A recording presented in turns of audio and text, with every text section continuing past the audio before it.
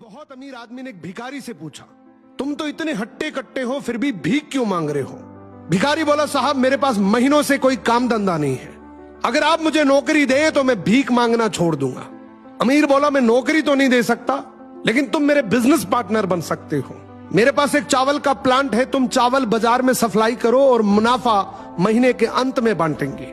भिखारी ने कहा, लेकिन कैसे बांटेंगे? क्या मैं 20% लूंगा और आप 80%? अमीर बोला, मुझे सिर्फ 10% चाहिए, बाकी 90% तुम्हारा होगा, ताकि तुम जल्दी तरक्की कर सको। भिखारी ने जोरों से काम शुरू कर दिया।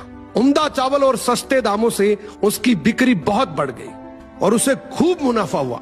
लेकिन जब मुनाफा बांटने का समय आया तो भिखारी ने सोचा, सारी मेहनत तो मैंने की है, तो अब अमीर आदमी को 10% क्यों दूं? अगले दिन अमीर आदमी आया और जब हिस्सा मांगा तो भिखारी ने बहाना करते हुए कहा कि साहब मुझे तो बहुत नुकसान हुआ है, मुझे जितना मुनाफा हुआ है उतना तो कर चुकाना है, तो इस हिसाब से मुझे कोई मुनाफा नहीं हुआ, तो आप इसके हकदार नहीं हैं। अमीर आदमी ने कुछ नहीं बोला और वहां से चला गया। भिखारी बड़ा खुश हुआ, सोचा सारा प्रॉफिट मेरा हो गया। अब भिखारी उन पैसे से रोज मौज करे। ऐसे करते करते उसके पास से सारे पैसे खत्म हो गए। अब पैसे भी नहीं है और काम धंधा भी नहीं है, तो मजबूरन उसको फिर से भीख मांगना शुरू करना पड़ा। एक दिन वो अमीर आदमी उसके पास से गुजरा और उसको देखा, क्या ये तो फिर से भीख मांगने लग गया।